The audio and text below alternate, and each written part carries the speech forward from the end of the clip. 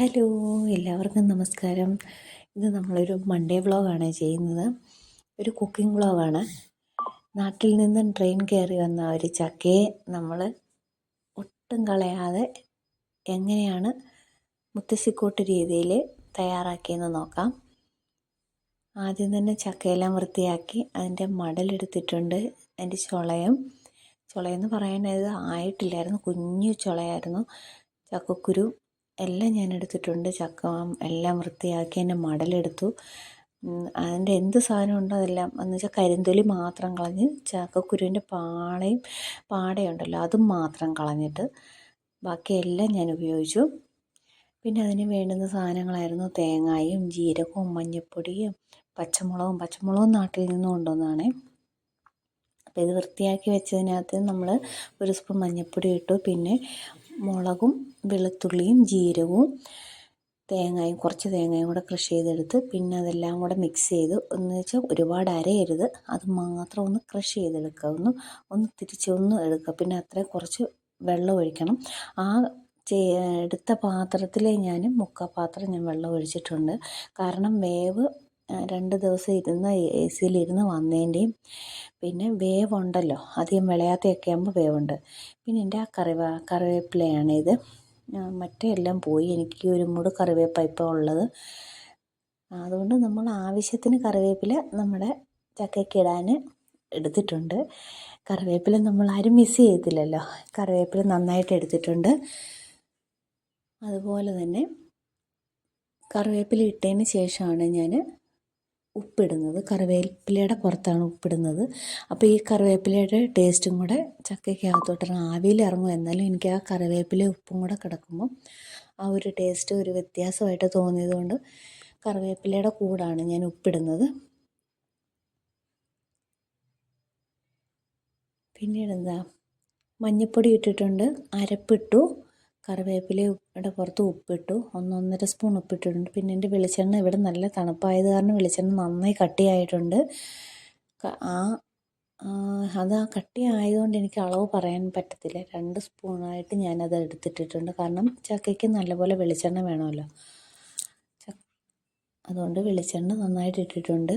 അപ്പോൾ ഒരു 3-4 വിസിൽ വരെ ഞാൻ നന്നായിട്ട് 3 വിസിലടുപ്പിച്ചു. 3 അല്ല 4 വിസിലടുപ്പിച്ചു.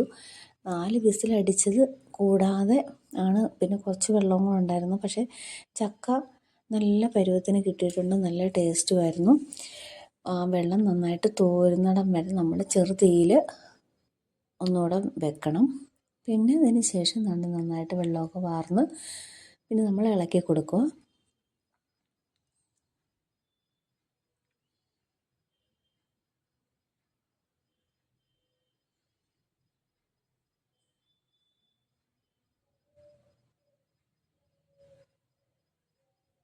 ചെറുതീയിൽ അങ്ങനെ ഇളക്കി കൊടുത്തതാണ്. ഏതാണ്ട് ഈ പരുവത്തിൽ കിട്ടിയിട്ടുണ്ട്. നല്ല ചക്കയായിരുന്നു, നല്ല ടേസ്റ്റായിരുന്നു. വിളവ് കുറവാണെങ്കിൽ തന്നെയും ചക്കയ്ക്ക് നല്ല ടേസ്റ്റായിരുന്നേ. അപ്പോൾ എല്ലാവരും ഒന്ന് ശ്രമിച്ച് നോക്കുക.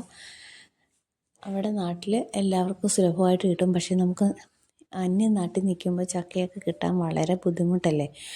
ആ സമയത്ത് ചക്ക കിട്ടുമ്പോൾ നമുക്കെന്തോ പഞ്ചാമൃതം കിട്ടുന്ന പോലെ നല്ല ഭയങ്കര സന്തോഷമല്ലേ. അങ്ങനെ കിട്ടിയ ചക്ക ഞങ്ങളുടെ ഈ വർഷത്തെ ആദ്യത്തെ ചക്ക ഞങ്ങൾ കഴിച്ചു. പിന്നെ ഇപ്പോൾ ഇവിടെ മാർക്കറ്റിൽ ചെറിയ രീതിയിൽ വന്നു തുടങ്ങി. പിന്നെ ഞങ്ങളൊരു ഔട്ടിങ്ങിന് പോയതാണ്. ചെറിയ കുറച്ച് പർച്ചേസിങ് ആയിരുന്നു. നല്ല തണുപ്പ് തുടങ്ങിയിട്ടുണ്ട്. അത്യാവശ്യം പോകേണ്ട ഒരു സമയമായതുകൊണ്ട് 5 മണി ആയിട്ടേ ഉള്ളൂ. പക്ഷേ ഇത്രയും ഇരുട്ടുമായി. 5 മണിയല്ല, 5:30 ആയി. നല്ല തണുപ്പുമുണ്ട്.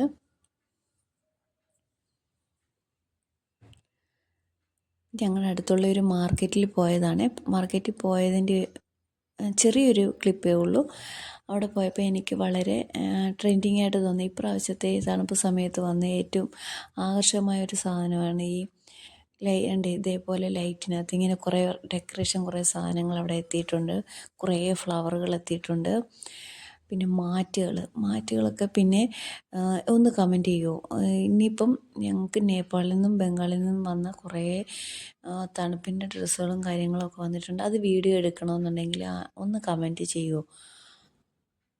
അതുപോലെ ദേ നമ്മുടെ കുഷ്യൻ മാറ്റുകളാണ്. ദിവാങ്കോട്ടിൻ്റെയൊക്കെ പല വെറൈറ്റി കളറിലുള്ള മാറ്റുകൾ അവിടെ കണ്ട് ഞാൻ. പക്ഷേ ഇവിടെയൊക്കെ നമ്മുടെ ഓൺലൈനിലൊക്കെ നോക്കുമ്പോൾ മെറൂണും ചന്ദന കളർ അങ്ങനെയൊക്കെയുള്ള ബ്ലാക്ക് ഇങ്ങനെയൊക്കെ കുറച്ച് വെറൈറ്റി മാത്രമേ ഉള്ളൂ. പക്ഷേ ഇവിടെ ആണെങ്കിൽ കുറേ വെറൈറ്റി കളറിലെ ദിവാങ്കോട്ടിൻ്റെ കവറുകൾ കണ്ട് കേട്ടോ. ദിവാങ്കോട്ടല്ല സെറ്റി കവറുകൾ. പിന്നാണ്ട് ഇതൊരു ഒരു ഇക്ക വിൽക്കുന്ന ഒരു ഷോപ്പാണ്. അവിടെ കുറേ വെറൈറ്റി നമ്മുടെ ഈ ഗുജറാത്തി സ്റ്റൈലിൽ അതുപോലെ മഹാരാഷ്ട്ര സ്റ്റൈലിലൊക്കെയുള്ള കുറേ സാധനങ്ങൾ കിട്ടി. പിന്നെ നമ്മുടെ നാട്ടിലിങ്ങനെ പക്ഷേ എത്രത്തോളം ക്വാളിറ്റി ഉണ്ടായിരിക്കുമെന്ന് എനിക്കറിയത്തില്ല. പക്ഷേ എനിക്ക് വളരെ ഇഷ്ടമായി. നല്ല നല്ല ചെറിയ ചെറിയ ഐറ്റങ്ങൾ വലിയ വിലയില്ല. അധികം ഒരുപാട് നമുക്ക് മേടിക്കത്തക്ക രീതിയിലുള്ള അത്യാവശ്യം വലിയ വിലയുടെ ഒന്നുമല്ല, സാധാരണ. പക്ഷെ അവിടെ എനിക്ക് ഏറ്റവും കൂടുതൽ ഇഷ്ടപ്പെട്ട കൃഷ്ണൻ്റെ ആ ഒരു വിഗ്രഹം എനിക്ക് നന്നായിട്ട് ഇഷ്ടപ്പെട്ടു. ഞാൻ വാങ്ങിച്ചില്ല, എല്ലാം കണ്ടു. അത് കഴിഞ്ഞതിന് ശേഷം ഞങ്ങൾ തിരിച്ചു പോരുകയാണ്. ഇനിയിപ്പോൾ അടുത്തൊരു വീഡിയോ, ഇതിൻ്റെ കണ്ടിന്യൂസ് ഉള്ള വീഡിയോ ഞാൻ ഇട്ടിട്ടുണ്ട്. ഇവിടുന്ന് ഞങ്ങൾ പാർക്കിലേക്കാണ് പോയത്. ആ പാർക്കിൻ്റെ വീഡിയോ ഇട്ടിട്ടുണ്ട്. കാണാൻ മറക്കല്ലേ. അതേപോലെ തന്നെ വീഡിയോ എല്ലാവർക്കും ഇഷ്ടമായാൽ ലൈക്ക് ചെയ്യാനും കമൻറ്റ് ചെയ്യാനും ഷെയർ ചെയ്യാനും മറക്കല്ലേ. അപ്പോൾ എല്ലാവർക്കും നല്ലൊരു ദിവസം ആശംസിച്ചുകൊണ്ട് ഇന്നത്തെ വീഡിയോ നമ്മൾ എൻഡ് ചെയ്യുന്നു. Thank you.